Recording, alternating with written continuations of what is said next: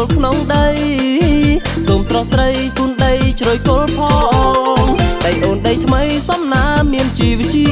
តិទូស្មៅដល់ជ្រៀតក៏បងចង់ដាំ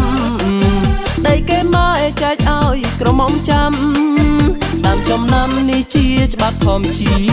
តិស្រឡាញ់នាងបងស្រឡាញ់មកយូរទើបបងគិតគូរសំដីស្រីដាំផ្កាបងធ្វើតាមប្រពៃណីដូនតារៀមសូមសន្យាមិនដាំផ្កាក្រៅរបងខ្លួនបងកំឡោះមិនខុសអូនក្រមុំការបងដើមធំព្រោះតែដីជីវ៉ាមិនຕົកយូរចូលស្ដីអូនរៀបការបងសូមដាំផ្ការៀមរាដាំមួយជីវិត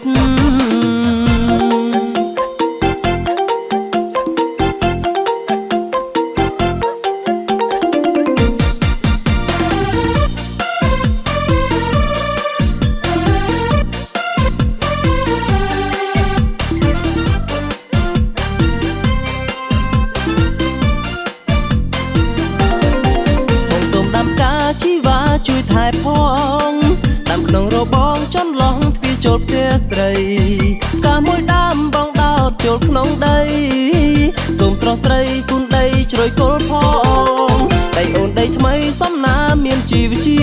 តិទូស្មៅដល់ជ្រៀតក៏បងចង់ដាំដីគេមកចែកឲ្យក្រមុំចាំតាមចំណាំនេះជាច្បាប់ធម្មជាតិស្រឡាញ់នាងបងស្រឡាញ់មកយូរទើបបងគិតគូរសំដីស្រីដាំផ្កាបងធ្វើតាមប្រពៃណីដូនតារៀមសូមសន្យាមិនដាំផ្កាក្រៅរបងខ្លួនបងកំឡោះមិនខុសអូនក្រមុំការបងដើមធំព្រោះតែដីជីវ៉ាមិនຕົកយូរចូលស្ដីអូនរៀបការបងសូមដាំផ្ការៀមរាដាំមួយជីវិត